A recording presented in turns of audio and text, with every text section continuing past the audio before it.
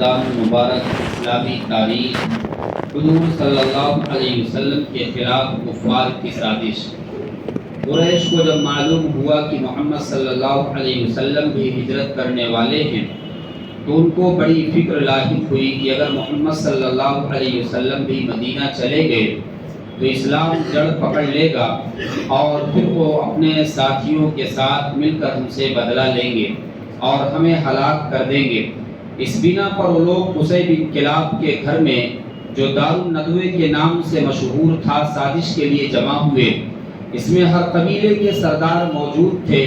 سب لوگوں نے آپس میں یہ طے کیا کہ ہر قبیلے کا ایک ایک شخص جمع ہو اور سب مل کر تلواروں سے آپ صلی اللہ علیہ وسلم کا خاتمہ کر دے۔ نعوذ باللہ۔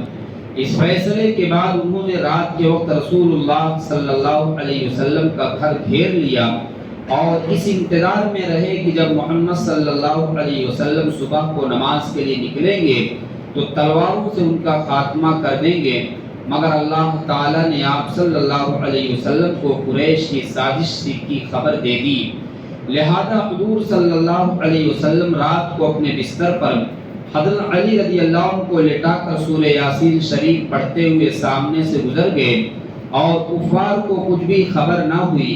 صبح کو جب ان لوگوں نے حضرت علی رضی اللہ عنہ کو بستر پر دیکھا تو اپنی رات بھر کی کوشش پر بڑے نادم اور شرمندہ ہوئے۔ حضور صلی اللہ علیہ وسلم کا معجزہ، وحشی جانور کا آپ صلی اللہ علیہ وسلم کی راحت کا خیال رکھنا۔ ام المؤمنین حضرت عائشہ صدیقہ رضی اللہ عنہا فرماتی ہیں کہ رسول اللہ صلی اللہ علیہ وسلم کے اہل و عیال کے ہاں ایک جنگلی جانور پالا ہوا تھا۔ اس کی عادت یہ تھی کہ جب رسول اللہ صلی اللہ علیہ وسلم گھر سے باہر تشریف لے جاتے تو خوب کھیل کود کرتا اور ادھر ادھر گھومتا پھرتا تھا، مگر جو ہی اس کو یہ احساس ہوتا کہ آپ صلی اللہ علیہ وسلم گھر پر تشریف لا چکے ہیں تو جب تک آپ صلی اللہ علیہ وسلم گھر پر رہتے اور اپنی بھوک پیاس کی ضرورت کا بھی اظہار نہ کرتا تاکہ رسول اللہ صلی اللہ علیہ وسلم کو تکلیف نہ ہو۔ ایک فرد کے بارے میں جماعت چھوڑنے پر وعید، رسول اللہ صلی اللہ علیہ وسلم نے فرمایا مردوں کو جماعت چھوڑنے سے رک جانا چاہیے ورنہ میں ان کے گھروں میں آگ لگوا دوں گا۔ فائدہ، جماعت چھوڑنے والوں کے لیے حدیثوں میں بہت سخت وعیدیں بیان کی گئی ہیں، اس لیے تمام مسلمان مردوں پر جماعت کا اہتمام کرنا بہت ضروری ہے۔ ایک سنت کے بارے میں نیک لوگوں میں شامل ہونے کی دعا، گناہوں سے توبہ کرنے اور نیک لوگوں میں شامل ہونے کے لیے یہ دعا کرنی چاہیے، ربنا فاغفر لنا ذنوبنا وکفر عنا سیئاتنا وتوفنا مع الابرار۔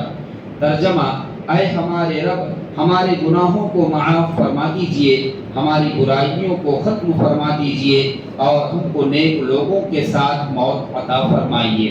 ایک اہم عمل کی فضیلت قرآن کریم یاد کرنا۔ رسول اللہ صلی اللہ علیہ وسلم نے فرمایا جس نے قرآن پڑھا اور اس کو یاد کر لیا اور اس کے حلال کو حلال اور حرام کو حرام جانا تو اللہ تعالیٰ اول مرحلے میں اس کو جنت میں داخل فرمائیں گے اور اس کی شفاعت اس کے خاندان کے 10 ایسے لوگوں کے بارے میں قبول فرمائیں گے جن پر جہنم واجب ہو چکی ہوگی۔ ایک گناہ کے بارے میں فضول کاموں میں مال خرچ کرنا۔ قرآن میں اللہ تعالیٰ فرماتا ہے بعض لوگ وہ ہیں جو غفلت میں ڈالنے والی چیزوں کو خریدتے ہیں تاکہ بے سوچے سمجھے اللہ کے راستے سے لوگوں کو گمراہ کریں اور سیدھے راستے کا مذاق اڑائیں۔ ایسے لوگوں کے لیے بڑی رسوائی کا عذاب ہے۔ دنیا کے بارے میں مال اور اولاد اللہ کے قرب کا دریا نہیں۔ قرآن میں اللہ تعالیٰ فرماتا ہے تمہارے مال اور تمہاری اولاد ایسی چیز نہیں جو تم کو ہمارا مقرب بنا دے، مگر ہاں جو ایمان لائے اور نیک عمل کرتے رہے تو ایسے لوگوں کو ان کے اعمال کا 2 گنا بدلہ ملے گا اور وہ جنت کے بالا خانوں میں آرام سے رہیں گے۔ آخرت کے بارے میں جنت میں سونے چاندی کے باغ، رسول اللہ صلی اللہ علیہ وسلم نے فرمایا جنت میں 2 باغ چاندی کے ہیں، ان کے برتن اور سب سامان بھی چاندی کا ہے، اور 2 باغ سونے کے ہیں، ان کے برتن اور سب سامان بھی سونے کا ہے۔